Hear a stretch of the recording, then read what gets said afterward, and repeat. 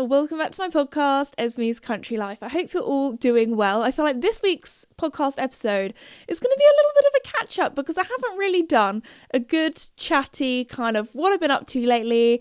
I've got a few story times for you all. So one of them is going to be about how my horse Joey escaped. I'm also going to be talking about how I saw the King this week, as well as celebrity spotting at the Chelsea Flower Show. So there's a lot to talk about, a lot to update you on about the animals, about everything. But first, I just want to say a huge thank you to the sponsor of the podcast, Red Post. Red Post is an equestrian and country store based in the UK, but they also ship all over the world. And I know I said this in last week's podcast episode, but I'm going to say it again because I cannot wait, because I'm actually going back to Red Post, to their shop in Devon, for a meet and greet. So that is going to be on, is it Saturday or Sunday? Saturday, the 23rd of August. I'll be there. Just turn on up. For more information, go to my website, thisesme.com.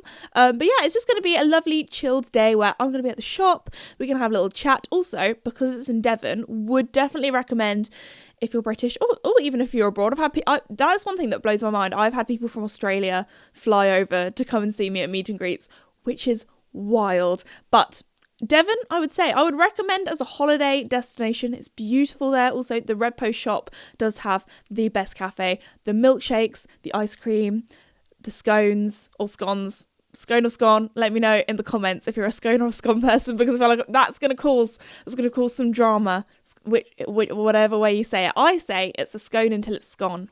Anyway, moving on. But yes, come down, come and see me at Red Post. Also, as I said before, if you want to do some online shopping, go and check out their website at redpostequestrian.co.uk. Anyway, let's get into today's podcast episode, because the last couple of ones I said before, they've kind of been me talking about a topic, when now I feel like it's like being with a friend on FaceTime or on a phone call, catching up, because there's a lot to update you on. Because the last kind of like chatty one I did was all about my trip to the US, and since then I've been back for like 2 and a bit weeks now, and I feel like there's a lot to update you on. So first off, I need to tell you this story that I forgot to say in that podcast, but to be fair, that episode was a long one. I was talking for about an hour. But anyway, my horse Joey, he escaped, and you might be thinking, Esme, how has this happened? What happened? Give me the lowdown. So anyway, when I go on a longer trip away, like when I was out in the States, my horse Joey, he goes to my friend's house. So we call it boot camp, where my friend very kindly looks after him and rides him, because he's a slightly bigger horse. You know, he's 16'1", 16'2", and hands high. And my mum, who very kindly looks after my animals while I'm away, she's not horsey. She is like 5 foot something. She's barely 5 foot. She is tiny, and she's not horsey. And little Duke, my little rescue from Models Welfare, he's fine. Casper, we've had him for 11 years. She's fine with him. But Joey, he's a big softie. He's probably the easiest out of all of them, to be honest. But she is not scared of him. But it's just easier if he goes away and my friend looks after him, which is great, because it means that he gets all the love, attention, care that he needs. Joey has a girlfriend, just saying. When he goes to my friend's yard, he has a girlfriend that he goes and sees. So he has quite a nice time. He has a little holiday. We call it his little holiday. And it also means that he is still ridden and exercised, because at the end of the day, he's a sporty horse, and he likes to be ridden. When Casper, he's a little bit more chilled. He's an old guy now. Like, Casper's 19. Time has flown by so quickly. They grow up so quickly. But Casper, being a pony and being Connemara, he's a bit more chilled. You can give him a week of not being ridden, a week's holiday, and he comes back chilled, fine. When Joey, he likes to be in work, and it's a good thing to get his energy out. So anyway, he goes to my friend's house, where he's very, very well looked after. But on the day that we were going to pick him up, we landed at like 8 a.m. in the morning. I can't remember if this was the day that we landed or if it was the day before. But anyway, I get this text from my friend being like, you know, we always kind of joke that when Joey goes to his auntie's, that he always comes back with some bad habits. No, we're joking. She's lovely, but we always joke that there's always something. There's always something with that horse. Honestly, he's got a big personality. But anyway, for some reason, he managed to get out of his stable that morning, and thought it would be really good fun to trot up and down the yard, up and down the stables, and terrorize all the horses, properly winding them up, going kind of like, nah, nah, nah, nah, nah, I'm out of my stable, like, and just going in their personal space. Just, and honestly, like Joey, we always describe him as, he would be that schoolboy at the back of the class, swinging on his chair, disrupting like that is probably Joey. So anyway, that's what he was doing. He was winding up all his friends. So yeah, anyway, she was probably quite glad for us to take him home. Apart from that, she said he was very well behaved. When he was ridden, he was a very good boy. It was an absolute pleasure to have. So that's what we like to hear. Apart from him, I don't know how he managed to get out of his stable. That horse is clever. That is one thing that I will say, he is very clever. Anyway, moving on. So that's a little Joey update for you all, because I knew that that's the first thing you want to hear about, is how on earth he managed to get out of his stable. I don't know. But anyway, the last couple of weeks, I have been busy. I tell you what, the last couple of days, oh my gosh, I have been flat out. So Thursday, I had an evening event in London, got home about 2 a.m. Then Saturday and Sunday, I've been at the Royal Windsor Horse Show. And then yesterday I was at the Chelsea Flower Show. So I have been like non-stop, like event, another event. And today it's going to be, I was going to say it's going to be my chill day. It's my I'm not putting too much pressure on myself. Obviously, I'm here bright and early.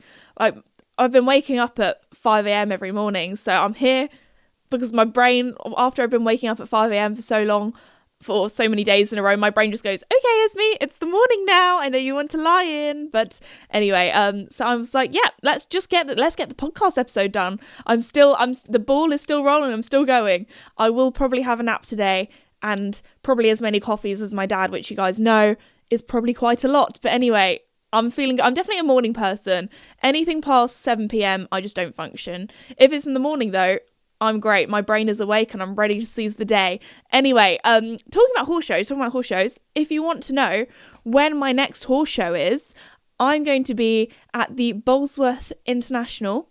If you want to come and say hi, especially as I know that I apologise, I don't do many meet and greets further up north in the country, so shout out to all my northerners, because I am going to be at Bolesworth, which is further north. I'm going to be there let me get this correct, so I'm going to be at Windsor on Sunday, the 26th of June. So it's coming up soon. That is my next meet and greet in the UK. If you want to come and say hi. So the show at Bolesworth, oh my goodness, it is like the weekend of horse sport, motorsport. So if you're thinking, oh, I want to take my boyfriend, but he's not very horsey, but he's into cars, take him along, because they have supercars. It's going to be awesome. Also, if you're thinking, oh, I want to go, but my dad needs to take me, take your dad along if you like supercars, because yeah, it's going to be epic. Last year I did the ride and drive, and oh my gosh, that was so much fun. One of the best classes, because somebody basically goes round, jumps a show jumping course, and then somebody else jumps in a car and has to like go round all the cones. And I'm not gonna lie, I was very good at that last year. Just saying. So if you want to come along, want to come and say hi, I am going to be doing meet and greets and signings. Again, if you want more information about my meet and greets and signings, go to my website, thisesme.com. See you guys there. Anyway, I need to get back on course. I'm very good, as you guys know, in my podcast, of going off topic. So first off, let's talk about my event that I had on Thursday, because that was a very cool event. So I was very, very honoured to be invited by the King's Foundation to go along to their under 35 celebration, which was awesome. So it was, honestly, I was surrounded by lots of very successful people. So everyone was so fascinating and interesting to talk to. So there were some people there that were super arty. So the King's Foundation is all about well, I'll describe it as keeping traditional crafts alive, as well as looking at solutions to the future for the environment and the planet and all that kind of stuff. So there were some people there that were super arty. They'd done these incredible things, such as like pottery, and there were some people that did like these stained glass windows. There was so many different like really cool art things. As you can tell, I'm not a very arty person, so I'm describing this in the best way possible. There was one lady that we talked to, and she had the most beautiful cardigan I have ever seen, and she had knitted it all using wool from sheep that she'd reared, and incredible. There was also one of the coolest guys I ended up chatting to was an architect, and he's managed to figure out a way on how to build houses that is a lot better for the environment. There's a lot less CO2 emissions, so he was really fascinating. There were some people that were very into like traditional homes and talking about how to preserve like historic buildings. There was a lady who was all into gardening and how to make gardens that are good for insects, and there was just so many cool people. So that was a very, very lovely evening. Honestly, the amount of people that I ended up chatting to, by the end of the evening, they were trying to shuffle us kind of out of the building. They were like, okay, we're turning the lights off, guys. You need to get out now. So we actually ended up going to the pub afterwards, which was great fun. Had a long chat with them, and it's one of those things where I was like, oh my gosh, is that the time? So we had to quickly skedaddle. And I don't know, maybe I don't normally say skedaddle, but it's quite a good word, isn't it? Skedaddle was definitely the word of the evening, because we had to skedaddle out of there because we had to get our train back home. If not, I would have been stranded in London, and that would not have been good. So anyway, probably got home about 2 a.m, which is, if you have listened to the podcast many a times, you'll know that is very out of character for me. I like to be in bed by 9 p.m, have a nice early night, reading my book, go to sleep early morning the next day. So I feel like that definitely got me a little bit kind of, I don't know, like out of rhythm. Like my body clock was just like, Esme, what is happening? Why am I awake when the moon is out? I don't know, like, anyway, so had Friday to kind of have a little bit more of a chill I say a chill day. It was still a work day for me because, you know, all the admin, editing, all that kind of stuff, business meetings, that kind of thing, but it was a bit more of a chilled one. And then after that, it was the Royal Windsor Horse Show, and you might be thinking, oh, King's Foundation, was the king there? Is that when you met the king? No, he was not there, but he was at the Royal Windsor Horse Show, where I did get to see him. So basically, I am very lucky. Well, I was working for the horse show, doing meet and greets. Again, everybody who came, you're also lovely, had such a lovely time. But when I work at horse shows, I spend a lot of the time in the media centre or the press centre. But at the Royal Windsor Horse Show, the vibes are a little bit different, because normally at these, like, I go to a lot of horse shows, and normally at these horse shows, I see my besties, I see my friends, you know, there's a lot of photographers that me and my dad are good friends with that we chat to, or no, we see them at everyone, we have a little catch up. It's like, you know, normally with my job, it's just kind of me at home in the office. So it's quite nice going to horse shows, having that kind of camaraderie anyway.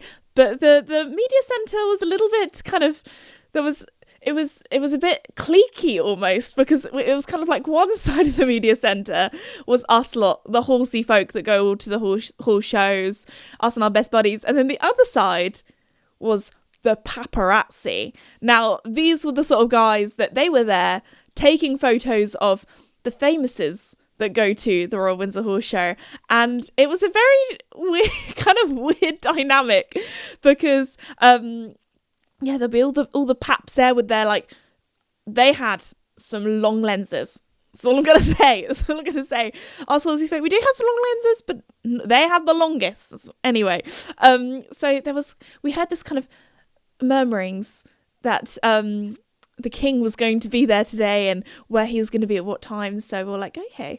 So Dad and I were like, we're gonna follow the paps. We're gonna see where they go, because they don't know how.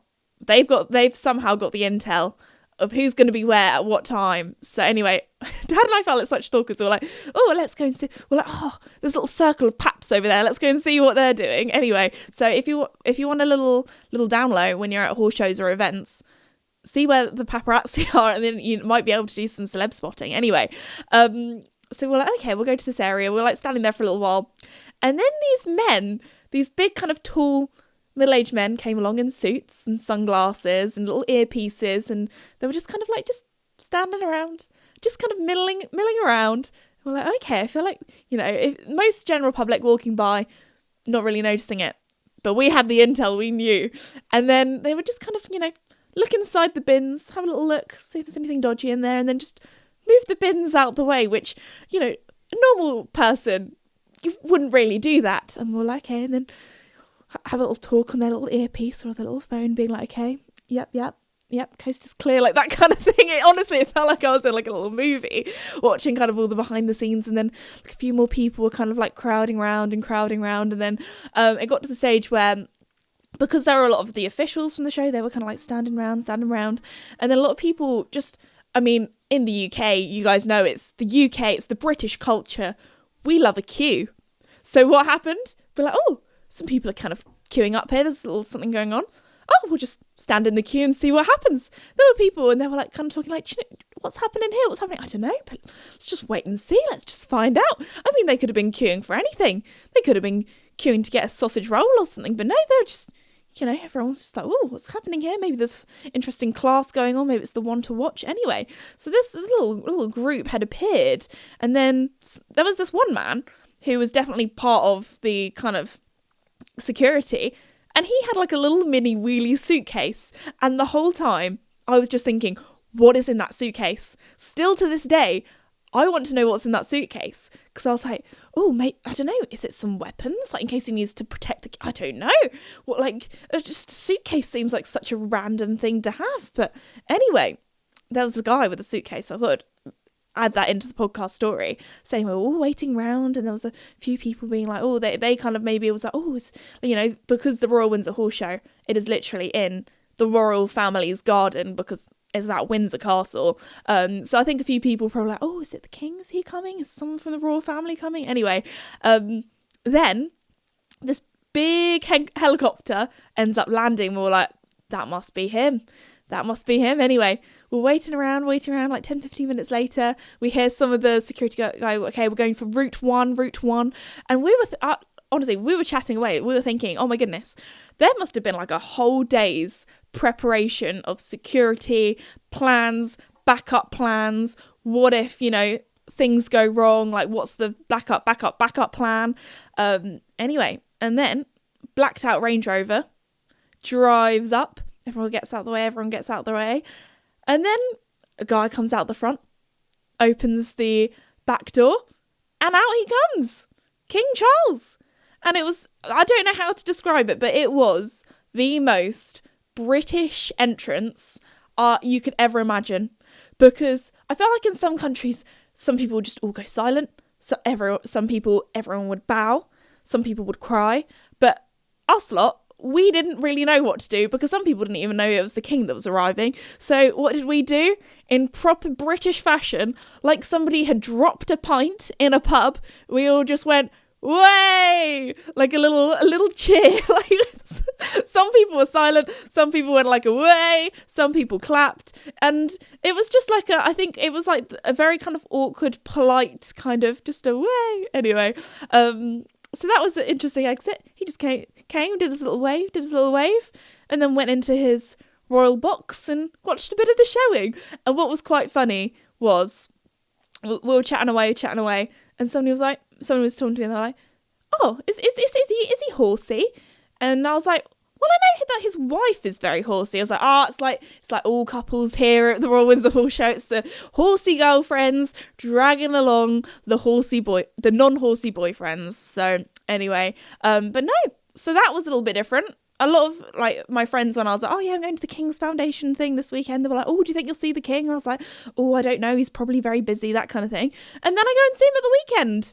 Oh no, well, I wasn't expecting to, but anyway, there we go. So because I feel like that's one thing, whenever I talk to people from foreign countries and I say that I'm British, a lot of the time they say, oh, have you met the royal family? Well, now, I've properly met the Queen, not to flex on you all, but if you do want to listen to that podcast episode after this, you can hear all about it. I wouldn't say I've properly met the King, didn't shake his hand, didn't, say, hi, I'm Esme, nice to meet you, fella. That is not how you introduce the royal family, but you know what I mean. It wasn't like a proper introduction, but I was about 3 meters away from him, I'd say. So there we go. That's something fun to say. So yeah, that evening I actually went out for my friend's birthday meal at the pub. And they were like, oh, what have you been up to, Esme? Or he's up to something interesting. I was like, oh, saw the King today. So anyway, that was my week. That was my weekend. But no, Windsor is a lovely show, and it was lovely seeing the driving. That's always good fun. And seeing you guys, and I don't know, it's a very civilized vibe. That's what I say, like everyone gets a little bit dressed up, and it's nice and chill. There are some horse shows where it's a little bit of a elbows out bum fight, but Royal Windsor Horse Show, it's very lovely, very demure. Anyway, because I feel like that's such an old phrase. Me and my family, we still say that. Well, my dad does anyway. He's like, oh, very demure, and I'm like, Dad, you need to stop saying that. It's past it now. And I feel like when your parents start saying stuff like that, that's when you know that it's not really the phrase to say anymore. Anyway, I'm sorry, my dad. Anyway, moving on. And then after that, went to the Chelsea Flower Show, which when my dad picked me up very early that morning in the car to go to that, by that stage, oh my gosh, you do not want to see what my bedroom looked like, because all of the shows that I've been to are close enough that I probably shouldn't stay at a hotel, and obviously it's nice to get back to the horses and do them and that kind of thing, horse care, but probably not far enough to stay at a hotel, but far enough away that it feels like a long car journey. You have to get up very early in the morning. So by this stage, my bedroom looked like a bomb had gone off. Honestly, dresses, clothes, shoes, makeup, where I've been like getting ready first thing in the morning, bit delirious at 5 a.m. Anyway, went to the Chelsea Flower Show, which second time I've been. I was very lucky that I got to go there on Media Day, because I've heard, well, last year apparently, Media Day, we were so lucky. We had the sun, glorious heat last year. It was basting, it was boiling, and then it rained the rest of the week. But I have had friends that have gone on the kind of general public day, and they've kind of gone, oh, it's quite busy. Like you can almost not really see stuff, when on Media Day, it's great because it's just the press there. So not only are you kind of walking around and get to see a lot of it, you know, being a little bit less busy, but also you get to see some interesting people as well, because everyone there is either a journalist, some sort of social media gal, I'm in that category, or they're working for like the BBC or a news presenter or doing actual filming for different things. So it was very cool. So there are certain events where, I don't know what it is, my dad is he's not a fashion guy, but as I said before, we spend a lot of time together, so he's basically a girl in his early 20s because the music that he has to listen to and just chatting to me all the time. So before events, he's like, oh, what are you going to wear? What are you going to wear? What's going to look good? And for this event, he was like, Esme, I want you to dress to the max. The outfit needs to be not just a 10 out of 10. It needs to be like a, who's that person? So anyway, I feel like my outfit, I'm not going to lie, I think it might be one of my best outfits yet. I don't want you to be like, Esme, you're tooting your own horn here, but this outfit, let me tell you, I pulled it out the bag at 5 a.m. Sometimes 5 a.m. when you're getting dressed, they're the best outfits, because I don't know, normally I'm a very much type A person, which is very organised, very like, I know my outfits like a month in advance, I know my calendar a month. By the end of this week, where I've just been exhausted, I was like, okay, I'll figure out something. So it was a dress that I'd worn to 2 different events already, but the way I styled it, I got another use out of it. People don't even, reworn the dress once again. To be fair, it's one of my favourite dresses.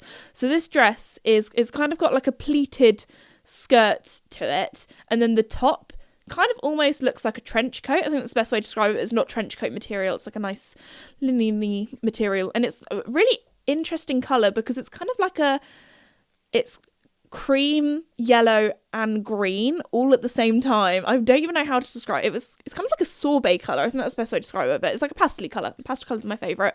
And also, earlier on that week, you guys know me, I love a good little TK Maxx trip. So I did a TK Maxx trip that Monday because I thought, I've got a lot of events where I need to be dressed smart, where I want to wear heels, but all of my heels are like heels. And if I'm walking around basically London for multiple days, I don't want to be wearing my high ones. So I got myself some cute little kitten heels from TK Maxx. Don't worry, this is part of the story. This is some context to you all. So anyway, I was wearing those and had a little cute little black Fairfax favourite belt, bag, and then I had this sun hat that I've had for, I think I bought it at some sort of show or some sort of event, I don't know, but it's like a proper old-fashioned straw hat with the black ribbon, so the black detailing kind of went with everything. And I probably looked like I stepped out of the 1940s or something, but it was a look. It was a look. And with my little black sunglasses as well. I didn't realise this. But apparently as I was walking, like when I was on the train or walking around London, my dad said that I was getting a lot of stares. And we thought, oh yeah, like obviously I'm dressed like I've just walked out the 1940s or whatever. People are going to stare. Most people on their daily commute are not wearing a full-on floor-length dress and massive sun hat. But I feel like in London you can get away with wearing anything, because people would probably look at me and be like, oh, she's probably going to some sort of event, or if you're wearing something a bit more casual, like, oh, maybe they've just got off a flight. You know, I feel like in London anything goes, really. So I was walking around and I thought, oh, like I do stick out a little bit. It's not your normal thing that you see on your commuter train first thing in the morning. But then this outfit was obviously so out there that I was getting stares at the Chelsea Flower Show. Now, I don't want to, sound like I'm self-obsessed or anything, but it was weird because I was like, there's all these celebrities walking around. Like, I saw Paul Hollywood from Bake Off, saw him milling about, saw lots of kind of weather presenters, TV people. But then what happened was, because obviously my dad, #professional photographer, he was there, press pass, big camera, that kind of thing, taking pictures of me.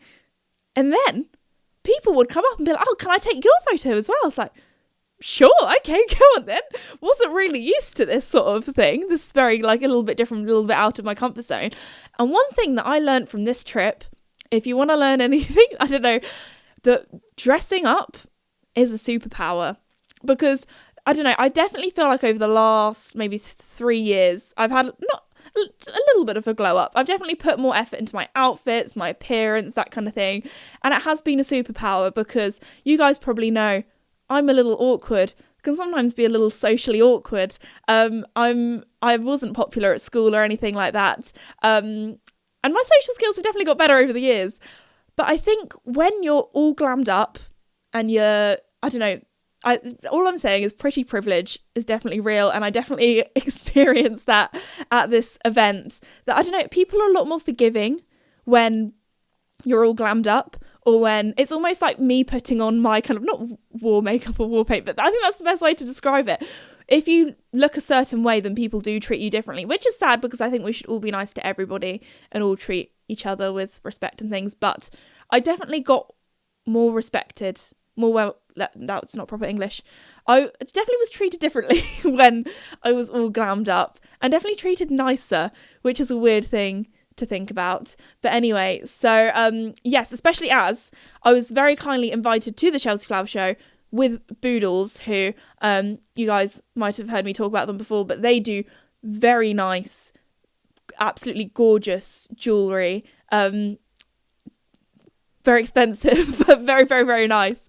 So yeah, I was walking around with all of these diamonds on my ears and a beautiful necklace as well. So thank you, shout out to Boodles. Thank you very much for very kindly dressing me for that. So maybe that also added to the look that I was going for. So anyway, so Dad also with his like waistcoat and things, he got me into places. There was also a power of having a middle-aged man with you as well, because he would just go up to because some of the gardens are kind of cornered off, so only kind of like, I don't know, people like Paul Hollywood or the famous people, or Alan Titchmarsh or the gardeners, only they were allowed in to have like their photo taken, and then they'd be very like escorted out or that kind of thing, or people that were filming for the BBC or that kind of thing were allowed in. So Dad just said, I've got Esme here, can we take some photos in your garden? They were like, yeah, sure, in you come, because they don't want to say no.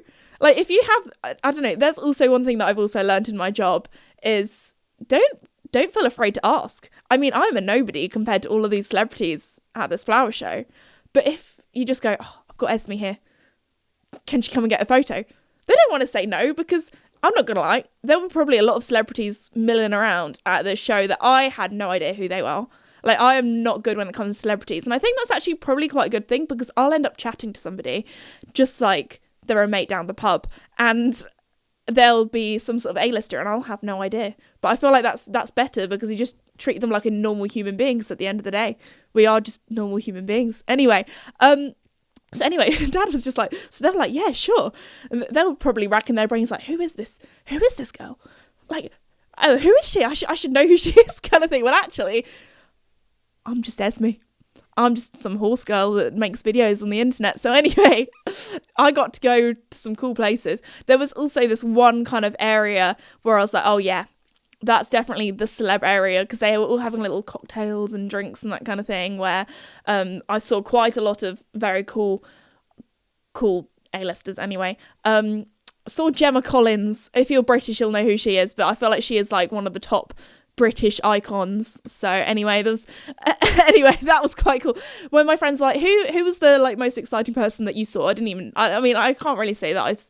You know, when you like see someone, but you can't really say that you met them, because I didn't actually go and talk to her. She was behind a velvet rope, not for me to go in that kind of area, but I saw her. And that was cool. So my friends thought that was probably the coolest person I saw. But anyway, there was one thing. Oh my gosh, one of my favourite kind of flower gardens that they had, apart from obviously the Boodles one, because that was beautiful. But this one was like, I'm going to see if I can make some short format video of it, because it was a mountain of Bela twine. It was, at first I was like, oh, that's cool. It's like a little pink mountain. That's kind of reminded me of Gooey Geyser from Dora the Explorer, which, if you know, you know. Anyway, it looked like that, just this pink mountain. My brother, as a kid, was obsessed with Dora the Explorer. Anyway, moving on. So yeah, I saw that. I was like, wow, that's cool. And then I got a little bit closer. I was like, oh my gosh, it's Bela twine. I was thinking, I wonder if anyone actually has a Bela twine mountain this big, because it was probably almost twice the height of me. They also had a Bela twine, or some people are going to tell me off for this, because some people say baling twine. I call it Bela twine. Baling twine, Bela twine. I've already caused controversy talking about scone or scone. Oh my goodness. Anyway, I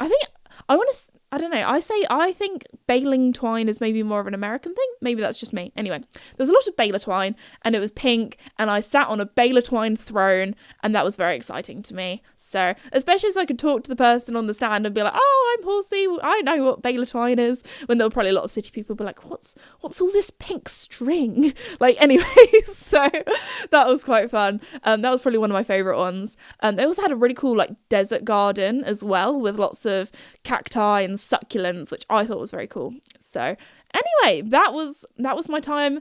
Also, yeah, another thing that I noticed as I was walking around in my fun outfit was there was more paparazzi and more like photographers at the exit of the horse show. Not the horse show, sorry, too many shows in one weekend, my brain's a little bit scattered. At the Chelsea Flower Show, I was walking on out, and this lady was like, oh, you look gorgeous, can I take a photo of you? I was like, oh yeah, sure, thank you very much. You know, I wasn't kind of used to this. So anyway, she took some photos of me, and she was like, oh, I must get down like your name and so anyway, told her my details, told her my socials, and then she was like, oh, can I write down like where everything's from? She was like, so I was like, oh, I was wearing like obviously my Boodles jewellery, and then my Fairfax and favourite bag. Anyway, so that was like my more fancy stuff. And then she was like, oh, where's your dress from? And I was like, Next. Which there's nothing wrong with Next, but it's not like she was like, oh, your shoes Chanel. She like obviously thought I was wearing all this designer gear, when actually I dress bougie on a budget, you know. I feel like you can get some very nice stuff, and it looks very fancy if you dress it with the right things. But no, dress was just from Next. And then I mean, Next uses some very nice stuff, I'm not gonna lie, but and then she was like, oh, are your shoes Chanel? And I was like, they're from TK Maxx, and I don't really know what brand they are, but I don't know. I feel like I think it goes to show that you can, if you have an eye for it, you can dress like you're very, very posh and very fancy and like a somebody, when actually my shoes were from TK Maxx. My hat, I was like, oh, I got it from some show or something. And she's like, I'll put it down that it's vintage. And I was like, okay. So anyway, all of the stuff that wasn't, you know, a name brand or very fancy, she was like, I'll put it down as vintage. I was like, okay, that's fine. So anyway, I'm just going to say that next time somebody says, oh, where's your dress from? I'll just say to them, oh, I'm not sure, it's vintage. So anyway, little life hack for you all.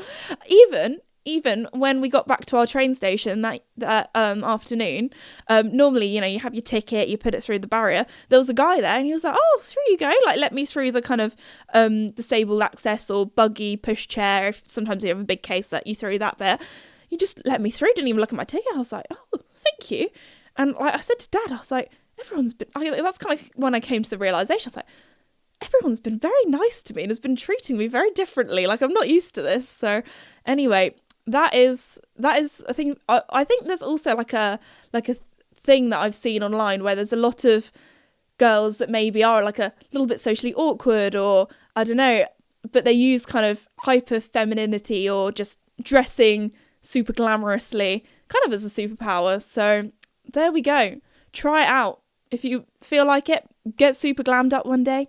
People do treat you differently. So, which is sad, because again, as I said before, I think everyone should be nice to everyone. But anyway, there we go. That's like a little whistle-stop tour of what I've been up to in the last 2 weeks recently, or basically in the last 4 days. The last 4 days have been busy. But anyway, on that note, I'm going to finish off today's podcast episode there. I really hope you enjoyed hearing about what I've been up to, where I've been to, who I've gone and seen. And anyway, and I will see you all in the next episode. Thank you so much again to Red Post for very kindly sponsoring, and thank you for listening. Bye!